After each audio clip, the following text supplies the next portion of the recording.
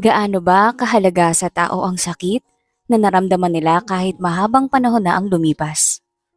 Kaya pa rin bang maayos ang hindi pagkakaintindihan kahit na nagdulot ito ng sobrang sakit na karanasan sa iba? Napahilot si Celine sa noon niya habang nakatingin sa papeles na binigay ng parents niya. Bukod kasi sa papeles ito, ang mga dapat asikasuhin sa kumpanya niya ay may inipit naman itong marriage contract kung saan may mga detalye pa ng mga advantages at disadvantages na makukuha ni Celine kapag sumang-ayon siya sa gusto ng mga magulang. Nag-set up na rin ang mga ito ng blind date at nakalagay pa sa isang maliit na papel ang address ng restaurant at oras kung saan sila magkikita ng ka-blind date niya. Napabuga naman ng hangin si Celine, lalo na nang mabasa ang nasa likod ng maliit na papel.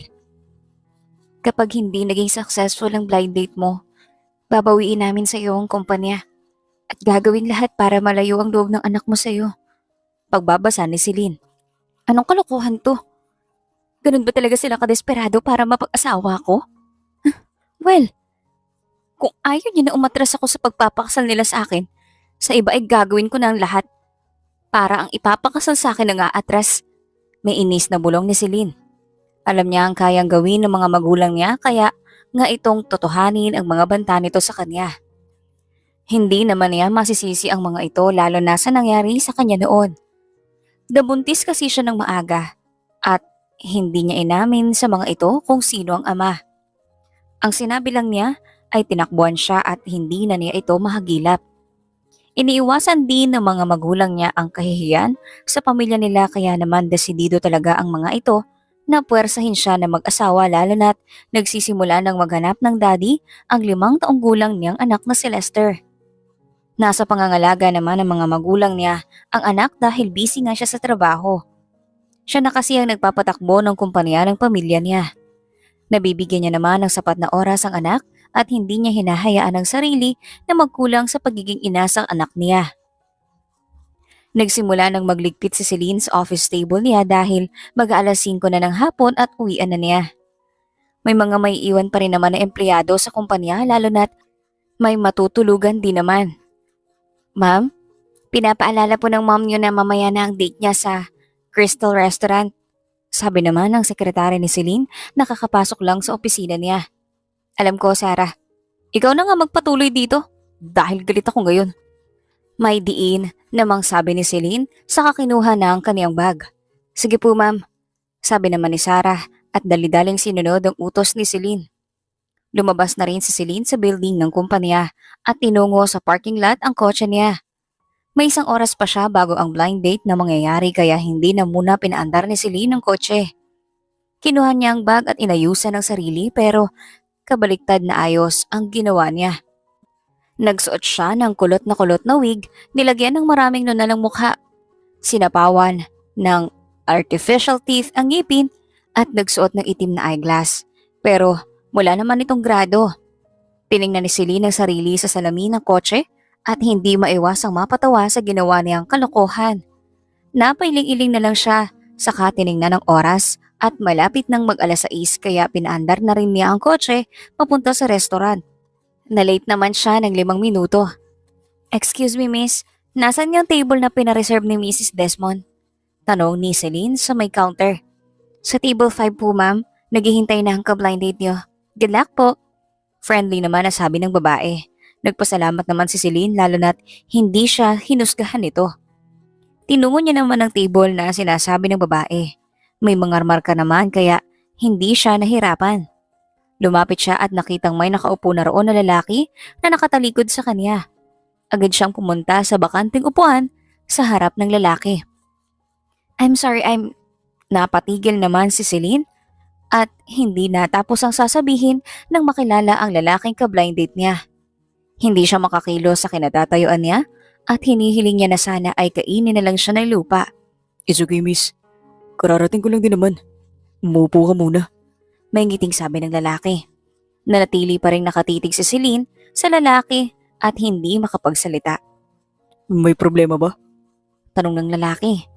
Napabalik naman sa realidad si Celine at napagtanto na hindi siya nito nakilala. Sorry, nasyak lang ako dahil sa kagwapuan mo. Sabi naman ni Celine na may pekeng ngiti sa labi saka umupo. Really? Thank you. Maganda ka rin naman. Sagot ng lalaki. Nako, huwag ka namang sinungaling. Hindi nabebenta sa akin yan. Totoo ang sinasabi ko. Konting ayos pa at sigurado akong maganda ka talaga. By the way, I'm William Hernandez. You can call me Liam. Tumangutango naman sa Celine saka tumawag ng waiter at umorder ng pagkain. Pasensya ka na, nagugutom na kasi ako. Pagpapaumanhin ni Celine. No, it's okay. Anong pangalan mo? Tanong ni Liam. Napahinto naman si Celine at napangiti rin. I'm Lena. You don't have to be friendly to me. Let's be direct at magpakatotoo sa isa't isa. Ito talaga ang ayaw ni Celine, ang mga blind date dahil wala siyang kaalam-alam sa mga makakadate niya. Wala silang background sa isa't isa. Itong araw na rin ito ang pinakamalas na nangyari sa buhay ni Celine dahil nakita niya na naman ang lalaking ayaw na niyang makita pa na muntik nang sumira sa buhay niya. William Hernandez, ang dating boy best friend niya na siyang kamuha rin sa pagkababae niya at nabuntis siya. Tama, si Liam nga ang ama ng anak na Celine at walang balak sa Celine na sabihin dito ang tungkol kay Lester.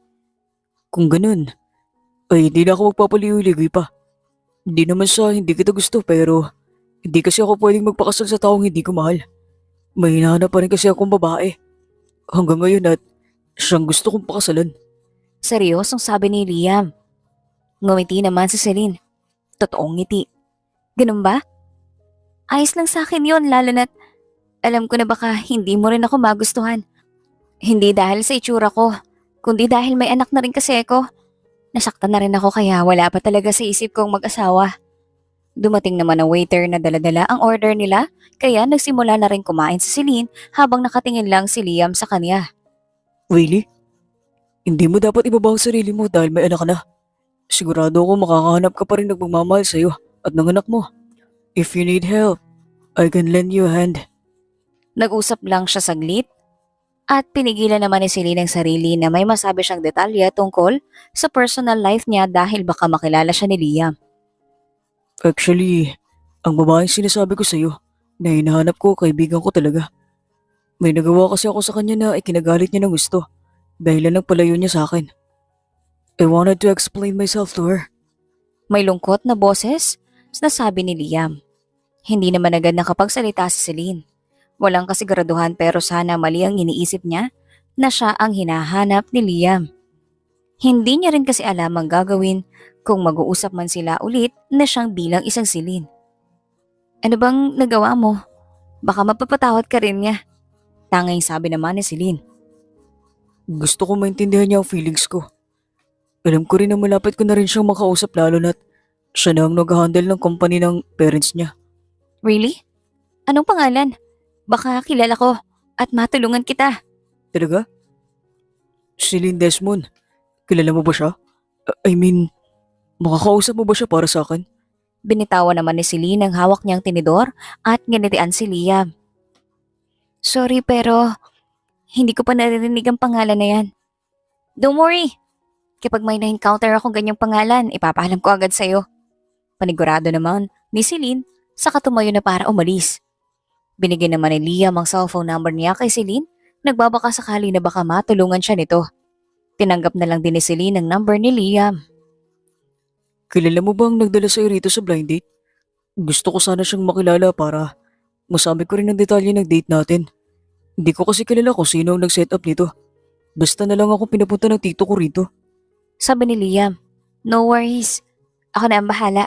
Sige na, alis na ako. Sige Lena, mag-ingat ka. Sabi naman ni Liam. Iahatid niya sana si Celine pero tumanggi si Celine lalo na't may sasakyan naman siya at ayaw na rin niyang magkaroon pa ng time na kasama si Liam. Pagdating sa kotse ni Celine ay agad niyang hinubad ang wig na suot niya dahilan para bumagsak ang mahaba niyang buhok na kulot sa dulo. Hindi niya alam na si Ma'am ang nag-set up ng date? Alam kaya ni Ma'am na si Liam ang kadate ko? Tanong ni Celine sa sarili. Kinuha niya naman ang cellphone niya at tinawagan ng mommy niya pero hindi ito sumasagot kaya pinaandar na lang niya ang kotse pauwi sa bahay nila. Hello anak! Kamusta ang date niyo? Excited na akong magkwento ka. Bungad na sabi ni Rita na mommy ni Celine nang makapasok sa Celine sa sala. Alam niyo ba na si William ang makakadate ko? Bakit hindi niyo sinabi? Galit na tanong ni Celine. Teka, galit ka ba? Akala ko pa naman ay magiging masaya ka dahil nagkita ulit kayo. Hindi ba't napaka-close niyo noon at bigla na lang iyong naglaho? Hinihintay ko pa naman na magkwento ka ng detalye tungkol sa nangyari sa inyo. Dismayado namang sabi ni Rita. Napahinto naman si Celine sa sinabi ng ina. Kinalma niya naman ang sarili bago nagsalita ulit. Hindi kami nagkasundo na magpakasal dahil may mahal na siyang iba. At hindi niya rin ako nakilala dahil iniba kong itsura ko. Hindi ko naman inaakala na siya palang ipapaharap niyo sa akin. Ano? Kung ganun ay magsaset up ulit ako ng second date niyo. At magpaliwanag ka sa kanya. Baka magbago pa ang isip niya. Saka hindi na mas magiging pabor yun sa'yo dahil best friend mo ang aasawahin mo? Sagot ni Rita. Ma'am, huwag niyo na po kasing ipilit sa akin ng mag-asawa. Naiintindihan ko na concern kayo sa akin pero nasaksahan niyo naman ang nangyari sa akin noon. Nasaktan na ako. Kaya natatakot na akong sumugal pa ulit. Ang paghahanap ko ng mapapang asawa ay itutuon ko na lang sa anak ko. Napabuntong hininga naman si Rita. Naiintindihan kita. At kung yan talagang desisyon mo, edi sige. Hayaan ka na lang namin. Parang nabunutan naman ang tinik sa puso niya si Celine sa narinig mula sa ina. Sa wakas ay matatapos na rin ang kalbaryo niya sa kagustuhan ng mga ito na makapag-asawa siya. Mami! Sigaw ni Lester habang pababa ng hagdan. May dalawang palapag kasi ang bahay nila kung saan nasa taas ang mga kwarto na tutulugan nila. Sinalubong naman ni Celine ng yakap ang anak, saka ito kinarga at hinalikan sa pisngi. Kamusta ang araw mo? Hindi mo ba pinasakit ang ulo ng lolo't lola mo? May lambing na tanong ni Celine, umiling-iling naman si Lester. Good boy po ako, mami, palagi. Sabi kasi ni na lolo at lola na kapag naging good boy ako palagi, makikilala ko ng daddy ko. May ngiti sa labing sabi ni Lester. Nawala naman ang ngiti sa labi ni Celine at tiningnan ng mommy at daddy niya. Ano na naman ang sinabi niyo sa bata?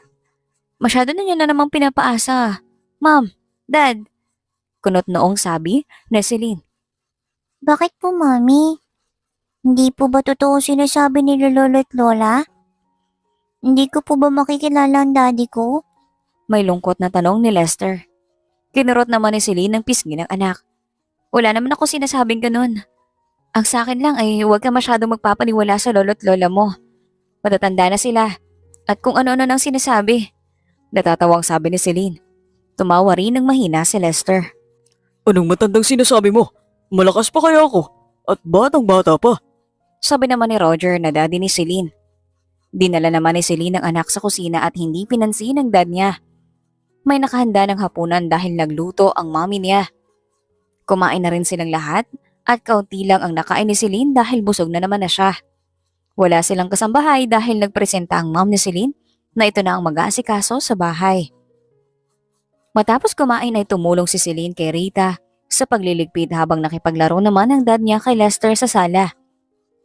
Sobrang haba na ng panahon na binigay namin sa'yo. Wala ka ba talagang balak sabihin sa amin ng daddy mo kung sino ang totoong ama ni Lester? Biglang tanong ni Rita. Alam kong karapatan ng anak ko na makilala ang tunay niyang ama. Kaya hayaan niyo. Ako na ang magmumroblema niyan. Sabi naman ni Celine. Nag-aalala lang naman ako. Alam mo naman kung gaano namin kamahal ang apo namin lalo na ikaw. Alam ko naman na malaki na o malaki ka na pero masisisi mo ba kami kung bata pa ang turing namin sa'yo lalo na't nag-iisa ka lang naman naming anak? Oo na ma'am. Gets ko rin po kayo. Nagpatuloy si Celine sa paghuhugas at hindi na rin umimik si Rita. Matapos ang gawain sa kusina ay nagdesisyon na rin sila na matulog na. Katabi naman ni Celine palagi ang anak na matulog at mula isinilang ito ay hindi ito kailanman nahiwalay sa kanya sa pagtulog. Kinabukasan ay maagang nagising si Celine, inasikaso niyang anak at sinabayan nito sa agahan bago pumasok sa trabaho. Pagdating ni Celine sa opisina niya ay pumasok naman si Sarah.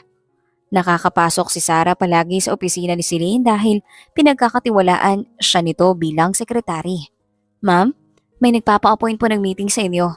William Hernandez ang full name at sinabi na kaibigan niyo po siya. Sabi ni Sarah nang malapitan si Celine. Busy ako, Sarah. Tsaka wag na wag mong hahayaan na makalapit sa akin ng taong yan.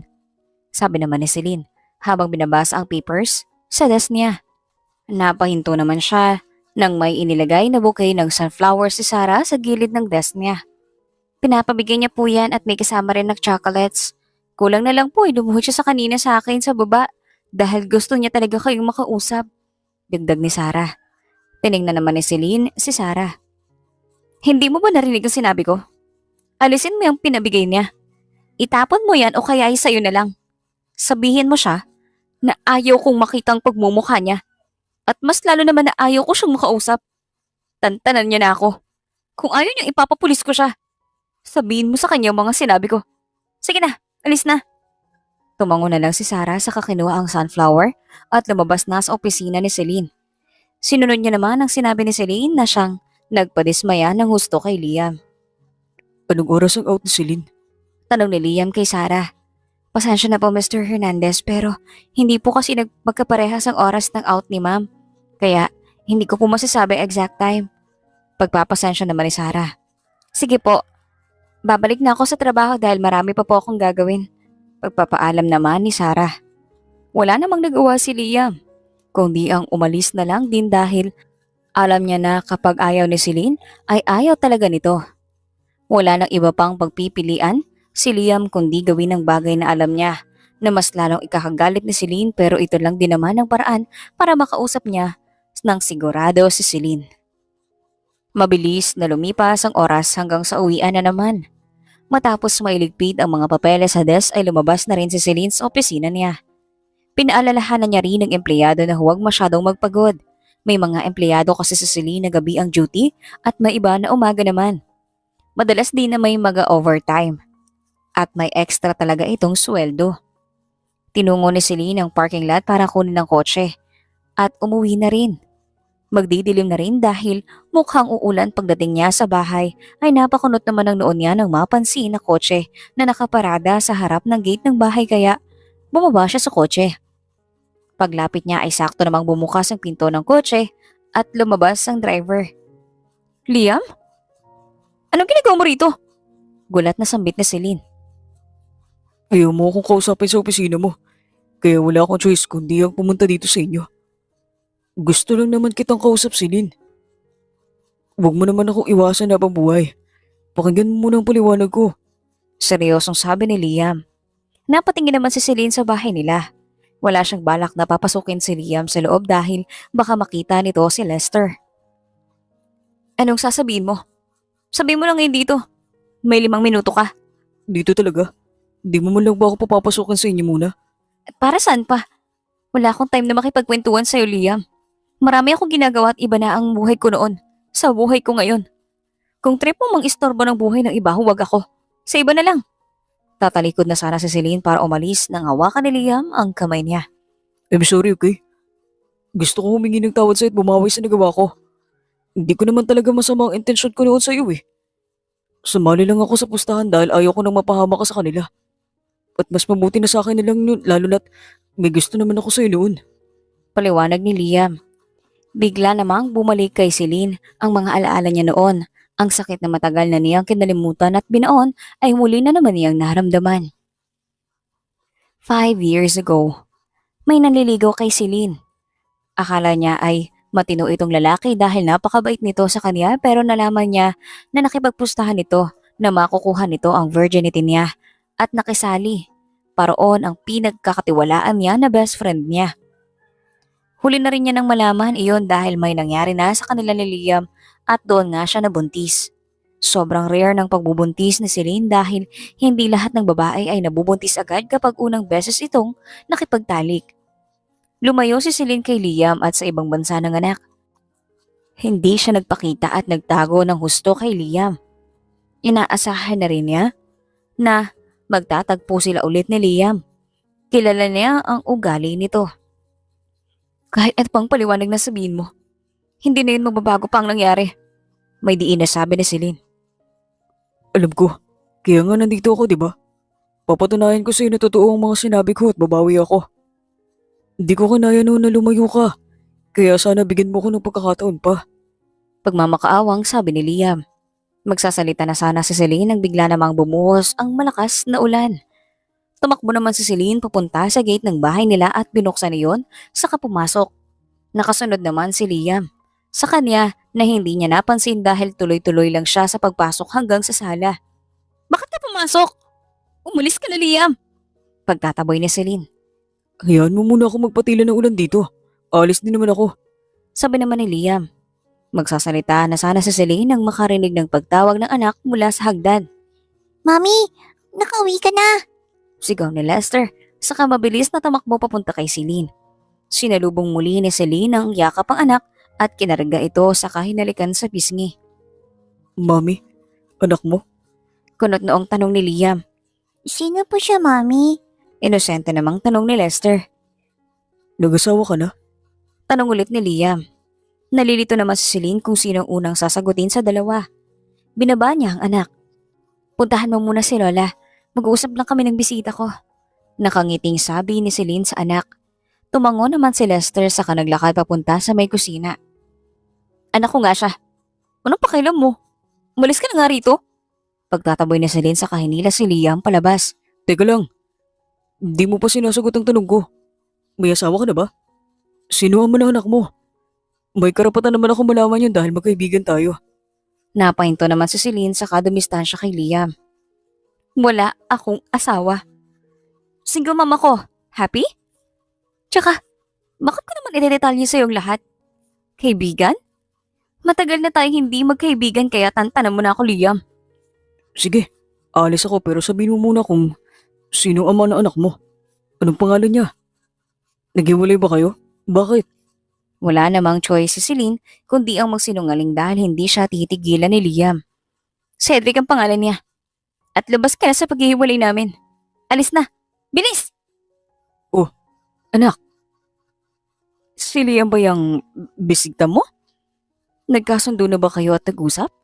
Akala ko hindi talaga aamin sa kaniyang pagpapanggap mo sa blind date niyo. Bigla namang sabi ni Rita na kalalabas lang sa kusina. Napapikit naman si Celine dahil sa sinabi ng mommy niya. Muntik na siyang matumba dahil sa wala sa timing nitong pagsasalita. anong blind date? Tsaka pagpapanggap. Nagugulo ang tanong ni Liam. Unti-unti rin namang nag-process sa utak niya ang sinabi ni Rita at nagets din niya. Ikaw si Lena? Kaya pala parang pamilyar ka sa akin. Lalo na ang boses mo. Gulat na sabi ni Liam. Minulat ni Celine ng mata at parang nawala na siya ng gana na mabuhay dahil sa mga tao sa paligid niya. Wala na. Nabuking na siya. Kahit naman gano'n ay wala rin naman na siyang pakialam. Mas may benefit din siya kung magagalit si Liam sa kanya dahil lalayo ito. Oo. Ako nga si Lena. Mali ka ba na ikaw makakaharap ko? Ano naman ang pakialam mo dun? Tapos na yun, kaya kalimutan mo na. Pinilit naman na itulak ni Celine si Liam palabas hanggang sa tuluyan niya na rin itong napalabas. Mahina na rin ang ulan sa labas kaya tuluyan na lang din na umalis si Liam. Babalik ako, Celine. Sabi ni Liam bago naglakad papunta sa kotse niya. Huwag ka nang bumalik! Wala ka nang babalikan pa sa akin! Sigaw pa ng babae saka isinara ang gate ng bahay nila. Bumalik sa loob si Celine. Magtatanong na sana ang mom niya nang unahan niya itong magsalita. Huwag muna ngayon, ma'am. Marami akong iniisip at ayaw kong dumagdag pa si Liam ngayon. Matagal nang nasira ang pagkakaibigan namin at ayaw kong magkwento tungkol dun. Sabi ni Celine, saka tinungo ang kusina kung nasaan ang anak na naghihintay sa kanila dahil sabay na silang kakain ng hapunan. Pumasok naman sa kusina ang dad at mom ni Celine kaya kumain na rin sila. Wala na rin namang narinig pa na salita sa Celine mula sa mommy niya. Mami, kaibigan niyo po ba yung lalaki na pumunta dito kanina? Tanong ni Lester habang inaayos na Celine ng kumot. Kakilala lang anak. Bakit mo naman naitanong? Pabalik naman na tanong na Celine.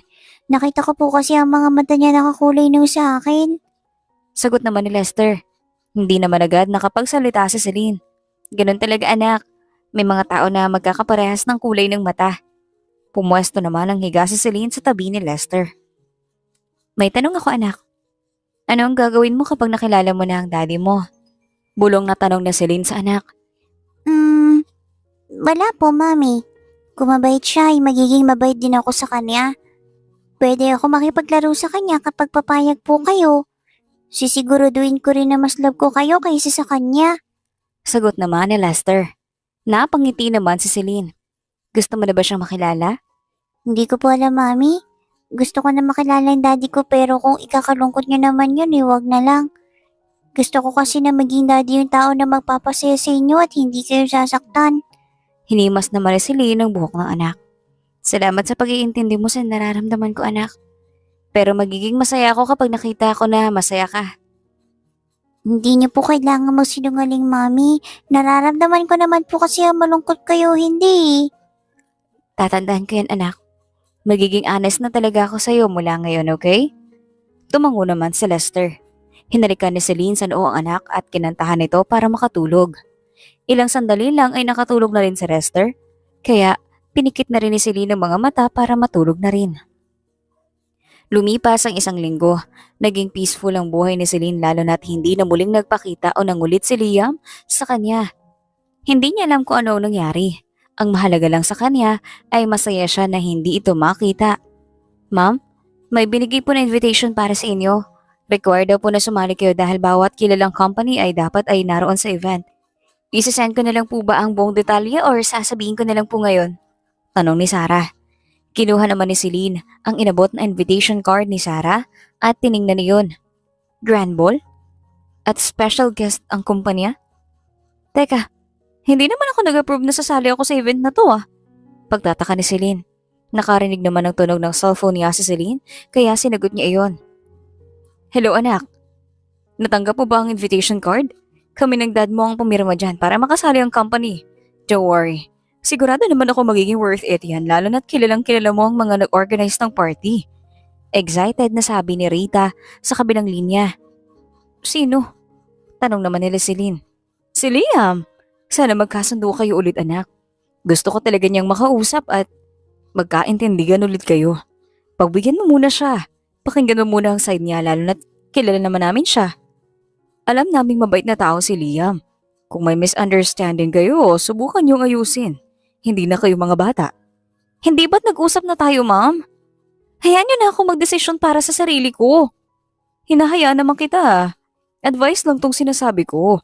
Tsaka ang desisyon na ginawa namin ng dad mo ay para sa kumpanya. Sige na, at alam kong marami ka pang ginagawa. See you later. Hindi na nakapagsalita pa si Celine nang ibaba ng mommy niya ang tawag. Napabuntong hininga naman si Celine saka tiningnan si Sarah. Sabihin mo ang detalye ng event. Bukas po ng gabi gaganapin ang Grand Ball sa Helio 5-star Hotel. Magsisimula ang event ng alas 6 ng gabi. May pinadala namang list ang mga dadalo. Kailangan na fit ang suitin sa event at wala namang color na theme kaya kahit anong kulay pwede. Nasa card naman ang magiging flow ng event. Pagdedetalye ni Sarah. Okay, yun lang ba? Tanong na Celine. Yes ma'am. Tatawagan ko na po ba ang personal stylist po ninyo? Sige, pakisabi na imi-meet ko siya ngayong araw.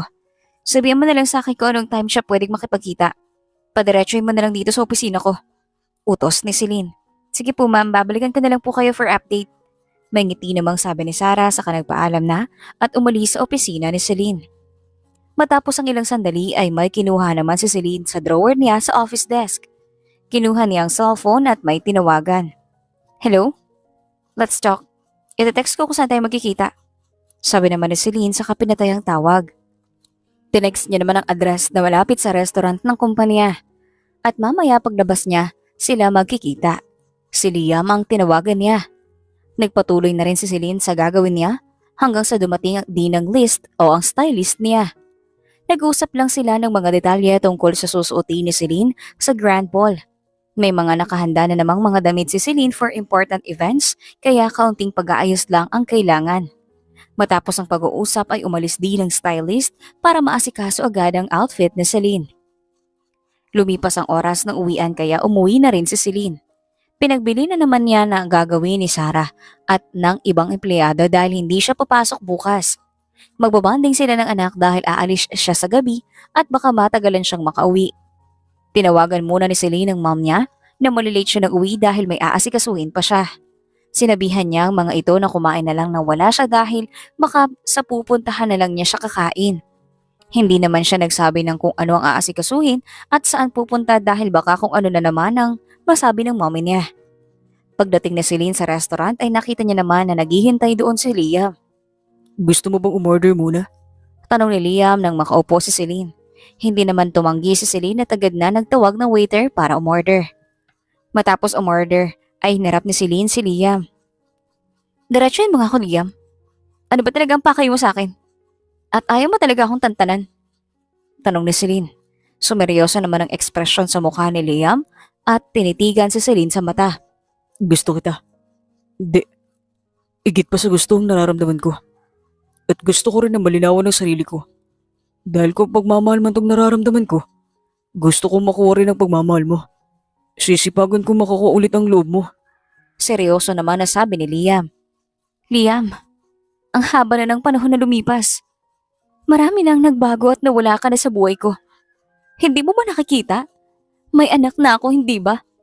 At hindi ko kailangan ng isa na namang responsibilidad. Di mo naman kailangan na maging responsibilidad ako. Ako ang gagawa dun sa'yo. At wala akong pakialam kung may anak ka na. Hindi kita huhusgahan dun dahil mahal kita at kilala kita. Kahit may nagbago na sa'yo, alam kong mas marami pa rin akong alam sa'yo. Dumating ang order nila at nagsimula na namang kumain si Celine dahil nagagutom na siya. Binigyan mo ko ng trauma noon. Dahil na itinuring kitang best friend. Hindi pa rin madali sa akin ang kalimutan ng ginawa mo. Pabulong na sabi ni Celine. Alam ko, Celine. Sobrang nagsisisi at nagdusa ako sa ginawa kong yun. Gusto kong bumawi sa'yo. Hindi naman makabuelo si Celine na sigawan at pagsalitaan ng masama si Liam dahil hindi nito alam ang tungkol kay Lester kaya sa pagkain na lang itinuon ni Celine ng lahat. Sunod-sunod ang subo na ginawa niya. Siniguro naman niya na hindi siya mabibilaukan. Hayaan kita sa gusto mong gawin. Pero sa oras na magkamali ka, tantanan mo na ako. Mabilis naman na tumango si Liam. Nag-usap lang sila saglit at nagpaalam na rin si Celine na umuwi na. Gusto niyang hayaan si Liam sa gusto nitong gawin dahil may gusto siyang siguraduhin sa sarili niya. Nais niyang siguraduhin na wala talaga siyang interes kay Liam at kung mayroon man, saka na lang niya iisipin ang gagawin. Kinabukasan maagang nagising si Celine para asikasuhin ang anak. Hindi siya papasok kaya mahabang oras niya na makasama ang anak. Aalis naman ang mga magulang niya dahil may date daw ang mga ito kaya hinayaan na lang din ni Celine. Matapos ang agahan ay nakipaglaro si Celine sa anak sa sala. Nakarinig siya ng pagtunog ng doorbell sa gate kaya iniwan niya muna ang anak para tingnan kung sino iyon. Liam? Gulat na sambit ni Celine nang makita si Liam sa labas na gate. Pwede bang pumasok? Tanong ni Liam. Wala namang choice si Celine kundi ang pagbuksan ng gate si Liam. Mas nagulat naman siya nang makita na may dala itong bulaklak, pagkain at laruan. Ano yung dala mo? Bakit may mga ganyan ka? Pagtatakang tanong ni Celine. Para sa itong flowers. Tsaka diba sabi mo, nahahayaan mo ako sa gagawin ko. Basta't hindi lang makakasama sa'yo. Napatingin naman sa Celine sa inabot na bouquet of flowers ni Liam. Nagdadalawang isip siya na tanggapin niyon pero sa huli ay kinuha na lang din niya. Salamat. Bulong ni Celine. Ngumiti naman si Liam saka nagpatuloy na sa pagpasok sa loob ng bahay ni na Celine. Nasaan ba si na tito at tita? Tanong ni Liam nang makapasok. Nakasunod naman sa kaniya si Celine. Umalis. Mamaya pa sila uwi. Kami lang ng anak ko nandito. Sagot naman ni Celine sa kanilapitan ng anak sa may sofa. Sumunod naman sa kaniya si Liam. Lumapit si Liam kay Lester at ibinigay ang mga laruan na dala niya. Di ko alam kung magugustuhan mo ba ang mga laruan na dala ko pero sana maging magkaibigan tayo. Anong pangalan mo? Tanong ni Liam. Lester po. Sagot naman ni Lester. Wala talaga sa plano ni Celine ang pagharapin ng dalawa pero sinakikita niya ngayon ay parang nakaramdam siya ng kirot sa puso niya dahil nasa harap na ng anak niya ang totoo nitong ama pero hindi niya magawang ipakilala. Wala pang lakas ng loob si Celine na sabihin ng totoo sa mga ito at mas wala rin naman siyang balak na itago ang katotohanan dahil malalaman at malalaman din ng mga ito ang totoo kahit anong tago pa ang gawin niya. Sa ngayon ay hahayaan na lang niya na muna na magkasundo ang dalawa at titingnan kung saan papunta ang lahat ng mangyayari. Pwede ba kaming maglaro? Tanong ni Liam kay Celine. Ngumiti naman ang tipid sa Celine saka tumango. Kaibigan ko siya anak, kaya huwag kang mahiya sa kanya. Kahit nasa pakid mo siya ay ayos lang sa akin yun. Sabi naman ni Celine sa anak. Grabe ka naman sa akin. Sapak talaga. Angal naman ni Liam. Tumawa naman si Lester, kaya kiniliti siya ni Liam na mas lalong nagpatawa rito. Snacks ba yung dala mo? Ihahanda ko na para may makakain kayo rito. Sabi ni Celine. Saka tumayo at kinuha ang pagkain. Tinungo niya ang kusina para mailagay sa maayos na lagayan ang pagkain. Pagbalik ni Celine, sa sala ay nadatnan ng manian na nag-e-enjoy si Lester sa paglalaro kay Liam. Masaya si Celine sa nakikita niya pero hindi niya na pa rin maiwasan nakabahan dahil hindi niya alam kung anong gagawin ni Liam kapag nalaman nito na anak nito si Lester. Lumapit si Celine sa dalawa at nilagay ang pagkain sa mesa. Hindi na rin muna nag-isip pa si Celine at nakisali na lang sa laro ng dalawa. Lumipas ang ilang oras at napagpasyahan ni Celine na magluto na ng tanghalian. Ako na magluluto tapos mag-swimming tayo sa pool. Pagpresenta ni Liam. Gusto ko po yun. Excited naman na sabi ni Lester. May pool ang likuran ng bahay nila Celine at alam iyon ni Liam dahil madalas siya sa bahay nila noon. Mami, pwede po ba akong tumulong mag-prepare ng lunch? Tanong ni Lester sa ina. O naman basta't mag-iingat lang para hindi madisgrasya. May ngiting sabi ni Celine. Naghihay naman ang anak at sinabayan si Liam sa kusina. Napabuntong hininga naman si Celine nang maiwan mag-isa sa sala. Niligpit niya ang mga laruan at pagkatapos ay sinilip naman ang pool kung malinis bang liguan. Nang masiguro na maayos ang lahat, ay tinungo naman ni Celine ang kusina. Nadatnan niya naman na masaya ang dalawa na nagluluto lalo na ang anak na nag-e-enjoy habang karga ni Liam at may hinahalo sa kaldero. Naihanda ko ng pool. Huwag lang tayong masyadong magbaba dahil baka lumigin tayo. Sabi ni Celine saka kumuha ng juice sa refrigerator. Binaba naman ni Liam si Lester sa upuan. O nga pala, may party po mamaya. Kailangan kong agahan sa venue para ma-check ang lahat dahil malilate daw si Tito. Sabi naman ni Liam. Maga pa naman. May 1 hanggang 3 oras ka pa. Oo nga, tsaka excited na nga rin pala si Tito na makita ka ulit. Sinasabi ko lang dahil baka magulat ka kapag kinulit ka niya ng gusto mamaya. Kilala ko naman si Tito Jake, kaya ayos lang. Nagpatuloy sa pagluluto si Liam habang nakatingin lang si Celine sa kanya. Lumaking walang magulang si Liam dahil namatay ang mom nito sa panganganak sa kanya at ang dad naman nito ay namatay sa sakit. Tanging ang Tito Jake na lang ang kasama nito sa buhay na walang asawa at nasa mga 40s na. Matapos magluto at kumain na rin silang tatlo. Pagkatapos ay naghanda na rin sa pagligo sa pool. Hindi na naman kailangang pahiramin ni Celine ng damit si Liam dahil may dala itong damit. Nakahanda na talaga. Sandali lang sila nag-swimming dahil marami pang aasikasuhin si Liam. Nag-enjoy po ko ng gusto.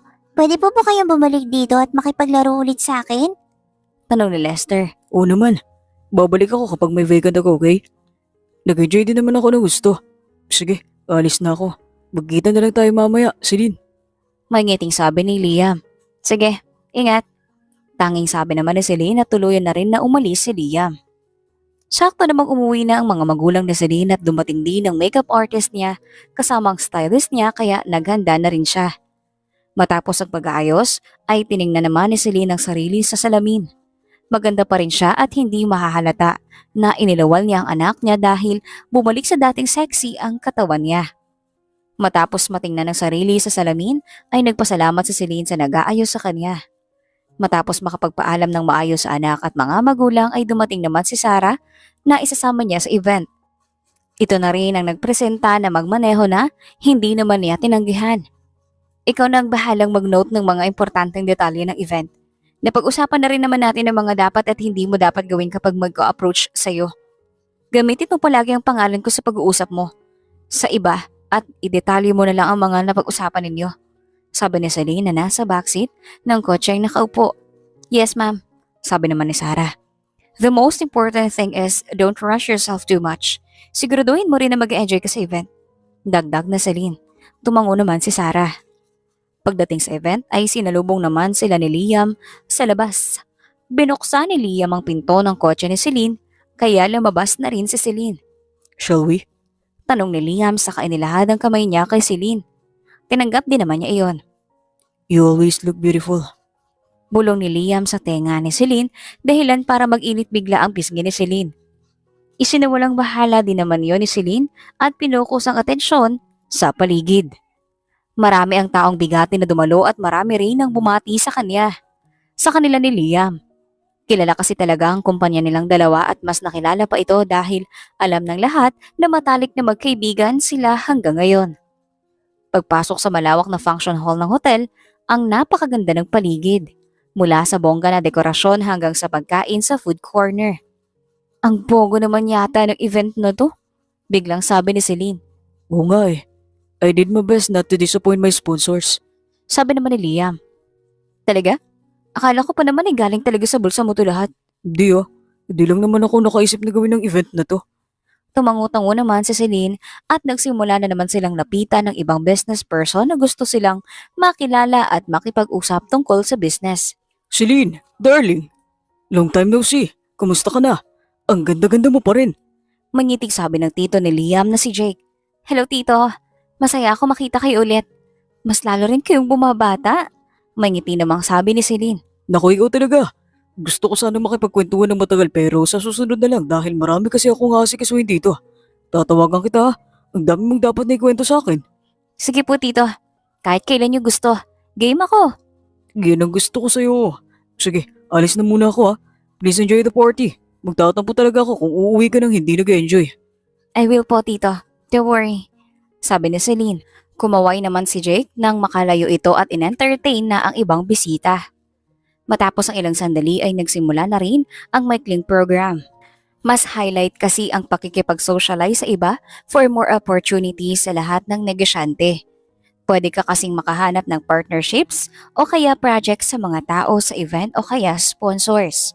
Malaking tulong na ito sa negosyo kapag nagkataon. Nasa isang table si Celine. Nakaupo habang kumakain. Wala siyang kasama at hindi na rin siya o hindi na rin niya mahagilap si Liam dahil kung saan-saan na ito nagpupunta. Wala rin naman siyang pakialam dahil nagugutom siya kaya kumakain siya ngayon. Celine, ikaw nga yan. Long time no see. May malaking ngiti sa labi ng isang lalaki na kilalang kilala ni Celine. Sumimangot naman si Celine na tinaasan ng kilay ang bumati sa kanya. Ano na namang pakay mo? Ang lakas ng lobong lumapit sa akin, Eric. Pagsusungit ni Celine. Wow. Relax, Celine. Hindi naman ako lumapit para makipag-away. Gusto ko sanang humingi ng tawad sa nagawa ko noon. Patawarin mo naman sana ako dahil nangyari na naman ang nangyari. At tapos na yon. Tsaka hindi ko naman naituloy yung bala ko dahil si Liam ang tumuloy. Pangising-ngising sabi ni Eric saka umupo sa kaharap na upuan ni Celine. Tigil-tigilan mo ko, Eric. At baka hindi ko makontrol ang sarili ko. Wala pa naman ako pakialam kung marami ang makakakita kung bubugbugin kita. Pagbabanta ni Celine. Si Eric kasi ang punot dulo ng nangyari sa kanila noon ni Liam 5 years ago. Si Eric ang maniligaw niya na pinagpustahan siya at sobrang galit na galit siya rito. Mabuti na lang at humupa na ang galit niya rito dahil dumating naman sa buhay niya ang anak na si Lester.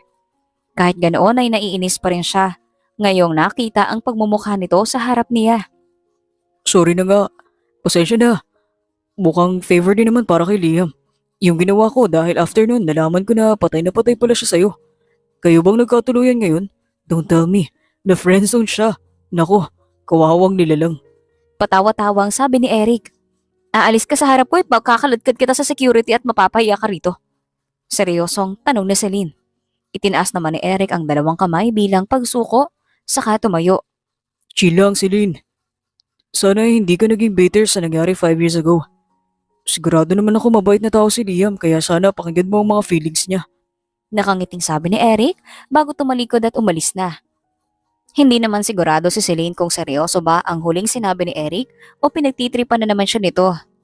Pinagpatuloy na lang ni Celine ang pagkain niya hanggang sa nabusog siya at nakita ang papalapit na si Liam. Did you enjoy the food? Tanong ni Liam. Oo, hindi mo naman sinabi na nandito pala si Eric. Munti ko na tuloy siyang mabubog kanina. Sabi naman ni Celine. Nag-usap kayo? Wala naman siguro siyang ginawa o sinabing masama, di ba? Nagbago na siya at witness ako dun. Hindi naman sumagot si Celine. Malay niya ba kung nagbago na ba talaga ito? Para sa kanya ay naiinis pa rin talaga siya kay Eric at hindi pa niya ito basta-basta makakausap ng tuloy-tuloy. Huwag na nga natin pag-usapan yun. Hanapin ko na muna si Sarah. Hindi na hinintay ni Celine na magsalita si Liam at naglakad na siya papalayo rito. Iniisip niya ang sinabi ni Eric sa kanya. Bitter? Hindi siya bitter. Sadyang galit lang siya at naiinis dahil sa nangyari sa kanya. Sa mga pagdudusa na naranasan niya na walang kaalam-alam si Liam. Well, paano nga ba naman ito malalaman hindi naman sinabi ni Celine kay Liam ang lahat? Kasalanan ba niya? Siguro pero hindi. Tanggap ni Celine sa sarili niya na kasalanan niya rin ang nangyari sa kanya noon. Hinanap ng mata niya si Sarah at nakita din naman niya ito. Kinausap niya lang saglit at kinumusta si Sarah. Nakikita niya namang nag-enjoy ito kaya hinayaan na rin niya ito. Nagpatuloy lang sa event ng ilang oras at hanggang sa sumapit na ang 12:00 ng gabi at natapos na din. Kanya-kanya na rin ang uwian ng iba samantalang may iba naman nasa hotel na natulog kasama naroon si Sarah. Kailangan na umuwi ni Celine dahil kahit na tulog na ang anak niya, sa mga oras na ito ay kailangan niya pa rin itong tabihan para pagising nito ay siya ang una nitong makikita. Ihatid na kita. Offer ni Liam. Kaya ko ng sarili ko. Hindi na ako bata. Marami ka pang asikasuhin dito. Sige na, alis na ako. Hindi naman tuluyang nakahakbang si Celine nang hawakan ni Liam ang kamay niya. Tinignan niya si Liam. Nag-enjoy ka ba? Tanong ni Liam. Ngumiti naman si Celine saka tumango. Nag-enjoy ako. Salamat Liam. Sabi ni Celine. Ngumiti naman si Liam pabalik sa kabinitawan ng kamay ni Celine. Ingat ka. Paalala ni Liam at tuluyan na rin na umalis si Celine. Malapit na sa bahay nila si Celine nang bumagsak ang malakas na ulan. Pagdating sa gate ng bahay ay wala namang choice si Celine kundi ang sumulong sa ulan para tuluyang makapasok sa bahay nila. Naligo rin naman siya bago nagbihis at saka tinabihan ng anak na tulog na tulog na. Mabilis din siyang nakatulog dahil sa pagod na nararamdaman. Kinaumagahan, minulat ni Celine ang mga mata at sobrang bigat ng pakiramdam niya. Mami! Umalis na naman si Lolo at Lola. Pinakain muna nila ako ng agahan. Kumain na rin po kayo dahil late na. Hindi kasi kayo ginagising ni Lola dahil napagod daw kayo. At hinayaan na lang na matulog. Sabi ni Lester na nakaupo sa gilid ng kama nila. Dahan-dahan namang umupo si Celine sa kama at ramdam na ramdam niya naman ang panghihina ng katawan. Nilalamig din siya at kung hindi siya nagkakamali ay nilaglagnat siya. Mami, ayos lang po ba kayo? Nag-aalala ang tanong na Lester. Pilit namang ngumiti si Celine at tumango.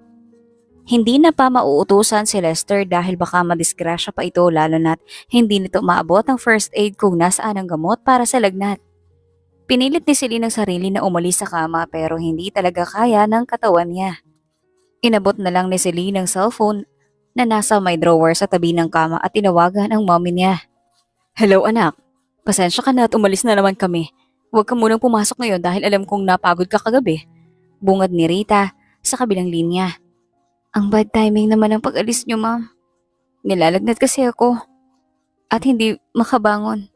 Hindi ba kayo pwede umuwi ng muna? Nangihina na sabi ni Celine. Ano ka mo? Nilalagnat ka? Teka, sandali, tatawag ako sa makakapag-alaga sa'yo. Huwag mo munang palapitin si Lester sa'yo at hintayin mo ang ipapadala ko na mag-aasikaso sa'yo. Hindi na nakapagsalita si Celine nang patayin ng mom niya ang tawag. Humiga naman muna siya. Lumayo ka na muna sa akin ng konti anak. Dahil nilalagnat ako at baka lagnatin ka rin. Tinawagan ko ng lola mo at baka magpadala siya ng doktor. Pwede ba na magpa-behave ka muna at hayaan akong matulog? May lambing na sabi ni Celine sa anak. Sige po mami, hintayin ko po sa labas yung tutulong sa inyo. Sabi naman ni Lester. Ngumiti naman si Celine at dahan-dahang tumango. Sige na anak, salamat. Pabulong na sabi ni Celine saka pinikit ang mga mata para magpahinga ang isip at katawan. Puno kasi ng kabang isip niya dahil sila lang dalawa ng anak niya ang nasa bahay at ayaw niyang mapabayaan nito. Ilang sandali lang ay nakaidlip si Celine. Nagising siya dahil sa nararamdamang may pumapahid ng malamig na tuwalya sa braso niya.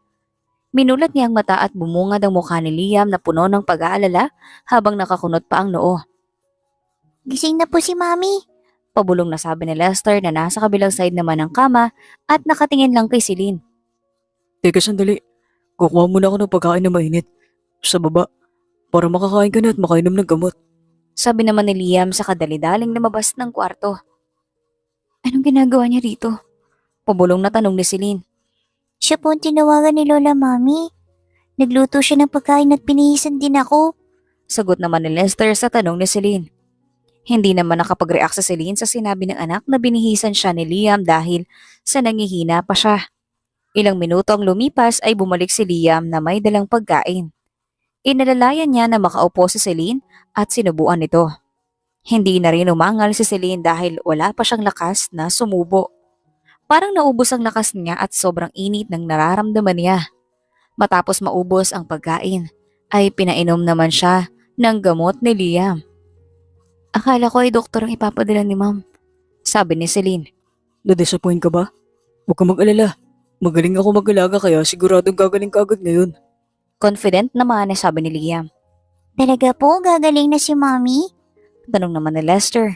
Oo naman, may powers ako na makapagpapagaling.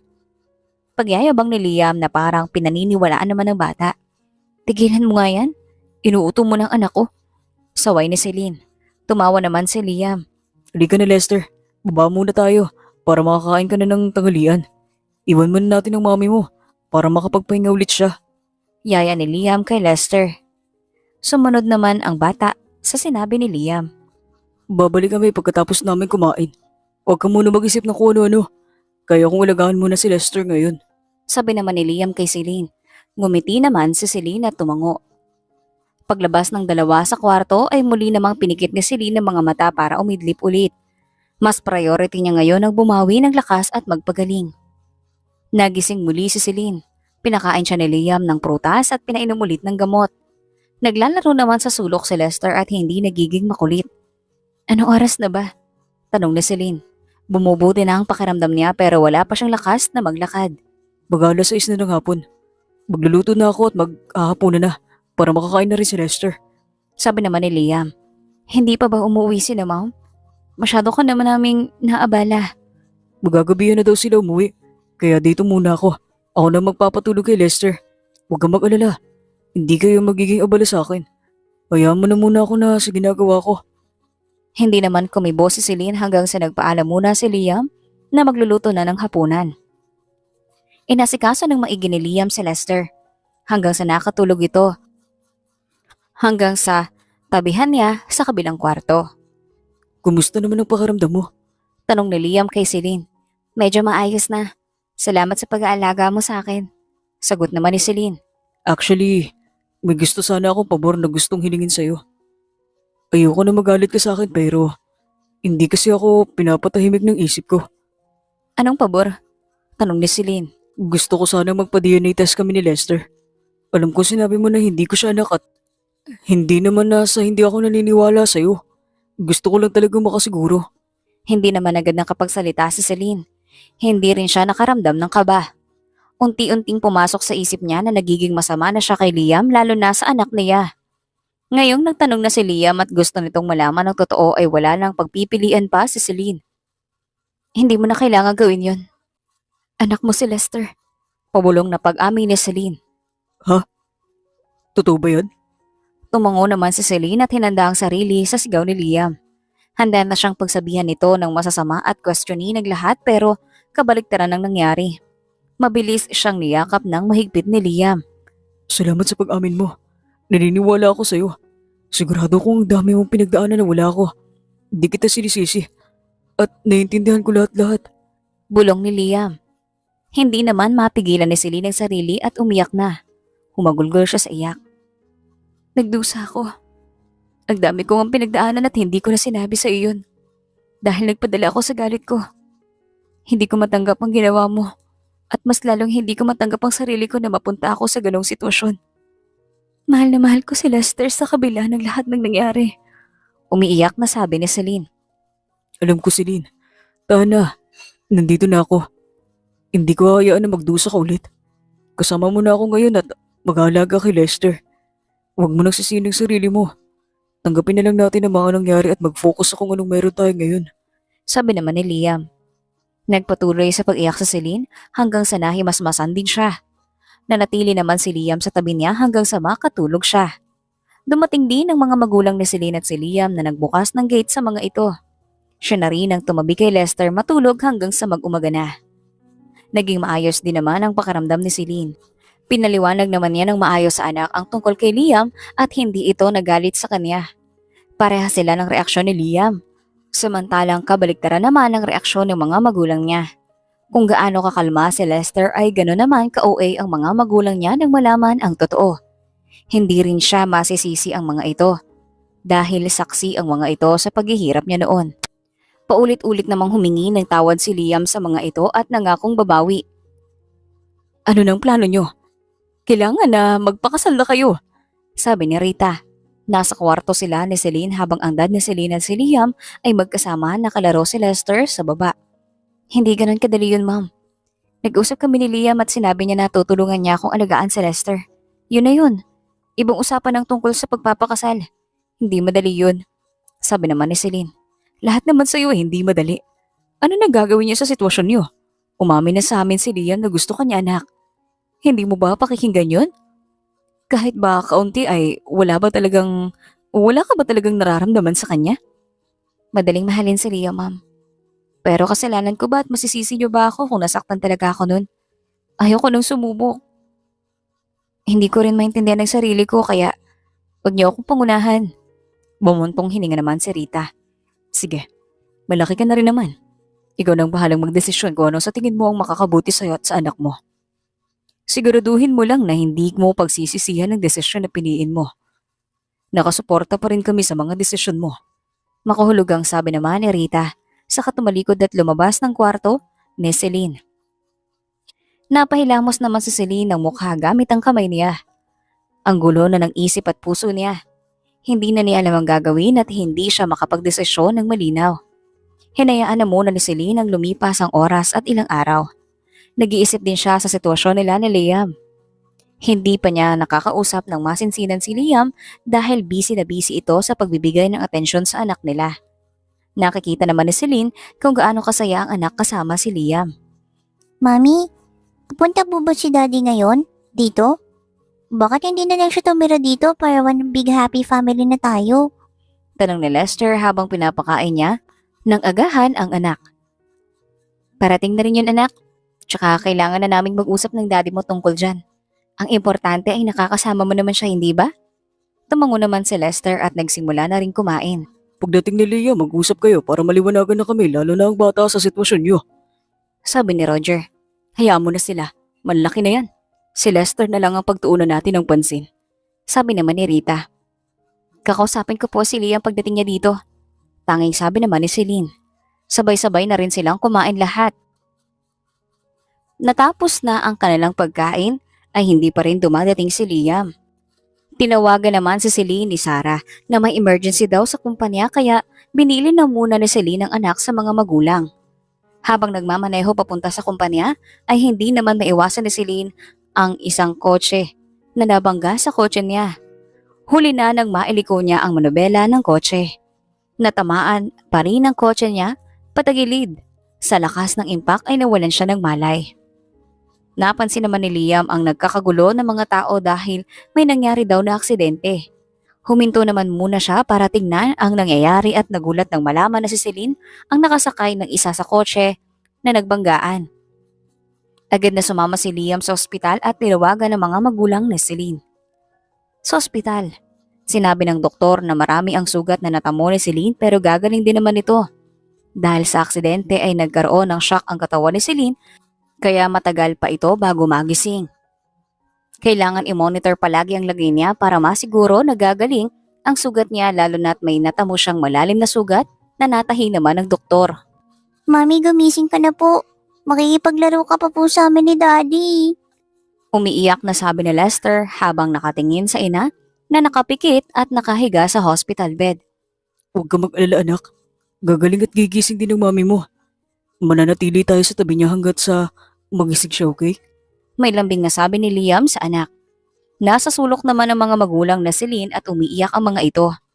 Hindi pa tanggap ng mga ito ang nangyari sa unikaihan nila. Si Liam na rin muna ang nag-aasikaso ng gusto sa anak na si Lester dahil nakafocus naman si Rita at Roger sa pag-aasikaso kay Celine. Hinayaan din ni Liam na dad na ni Celine ang mag-asikaso tungkol sa nangyaring aksidente. Hindi siya pumagitna dahil mas may karapatan ng mga ito Napagtuunan ng pansin si Celine dahil anak nila ito. Minsan naman ay tumutulong din si Liam at Lester sa pag-aasikaso kay Celine, lalo na't inaasikaso rin ni Rita ang kumpanya habang si Roger naman sa aksidente. Alam mo ba, Daddy? Gusto ni Mami na kumakanta ko. Sabi ni Lester. Talaga? Sige nga, kumanta ka at baka magising si mami mo sa maganda mong boses. Sabi naman ni Liam. Sinunod naman ni Lester ang sinabi ni Liam. Nababaka sakali na baka totoo ang sinasabi nito. Nagigising ang mami niya pero nang matapos siyang kumanta ay nakapikit pa rin ito. Gigising pa ba talaga si Mami? Naiiyak na tanong ni Lester. Halos 2 linggo na rin kasing hindi gumigising si Celine. Oo naman anak, malakas ang mami mo. Kaya gigising din siya. Muling pinagmasdan ni Liam ang anak na damang-dama niya ang lahat ng lungkot na nararamdaman nito. Gusto ko lang naman na makasama kayo ni Mami palagi. Ayaw ko na po na mahiwalay sa inyo. Gusto ko rin na palaging magiging happy si Mami. Ayaw ko siyang makita na nalulungkot. Pabulong na sabi ni Lester hanggang sa naiyak na ito ng tuluyan. Mas malulungkot ako. Palagi kapag nakikita kitang umiiyak. Bulong naman ni Celine saka dinahandahan, minulat ang mata. Mami! Pasigaw na sabi ni Lester at mabilis na niyakap ang ina. Hiniwalay naman ni Liam si Lester kay Celine dahil kagigising lang nito at naintindihan naman niyo ni Lester. Tumawag na rin ng doktor na si Liam para masuri si Celine at sinabi ng doktor na nasa maayos na ang kalagayan ni Celine.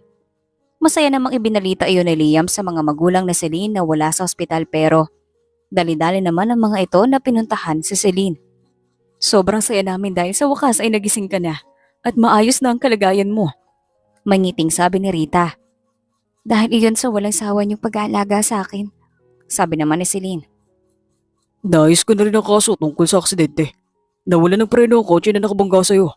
Pareho kayong biktima. Gusto ko sana talagang idiin pa ang kabilang panig at kasuhan pero alam ko na hindi mo yan magugustuhan lalo na't may pamilya rin ang nakabangga mo. Mahabang sabi naman ni Roger.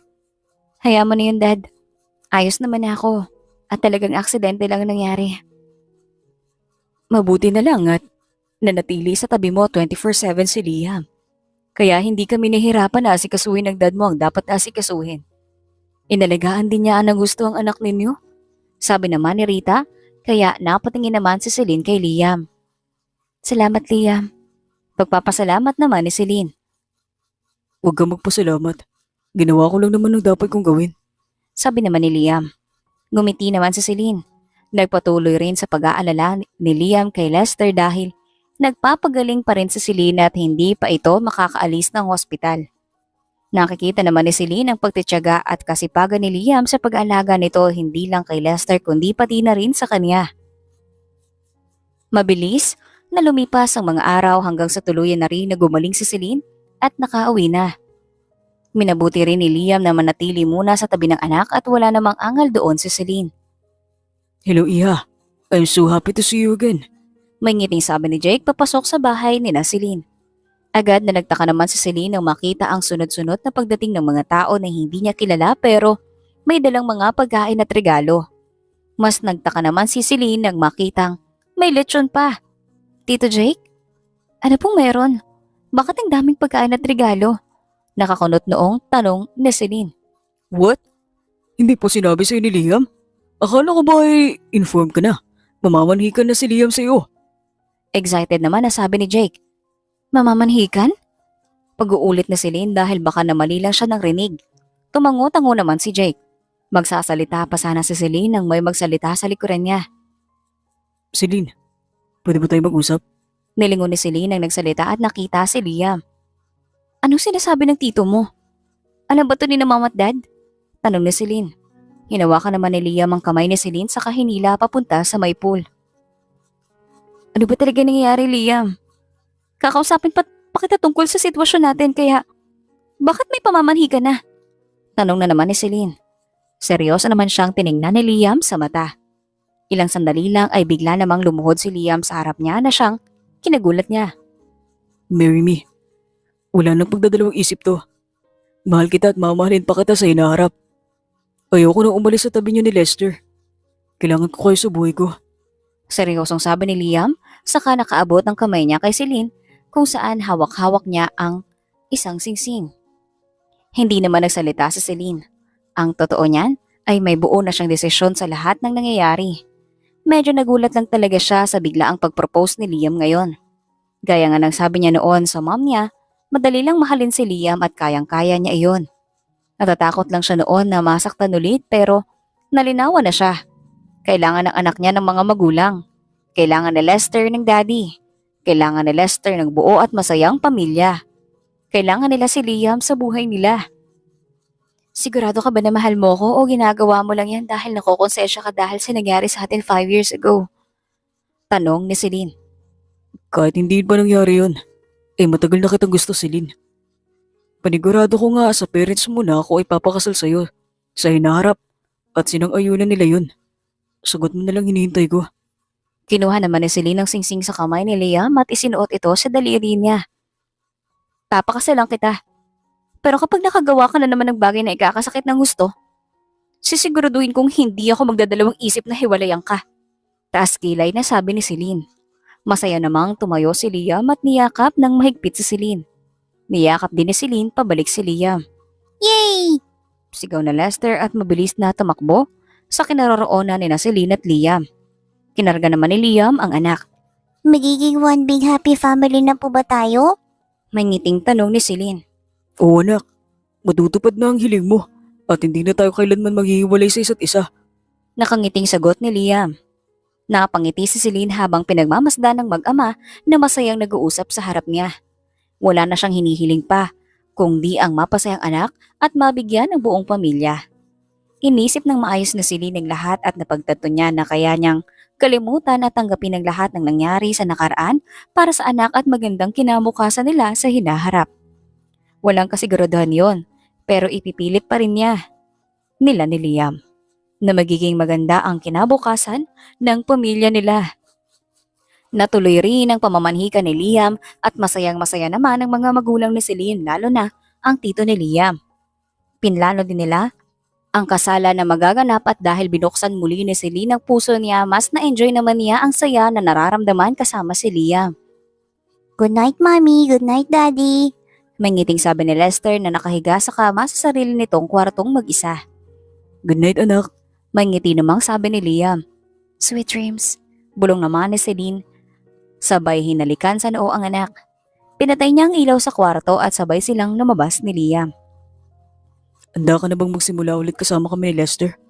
Tanong ni Liam kay Celine. Siyempre naman. Patagal din ako nag-isip at kahit kabaliktaran ng desisyon ko, alam ko namang ipipilit mo ang sarili mo sa akin. Kilala mo na rin ako. Ang dali lang sa'yo na suyuin ako. Sugot naman ni Celine. Ngumiti naman ang pilyo si Liam, saka hinawakan sa baywang si Celine at hinila ito papalapit sa kanya. Talaga ba?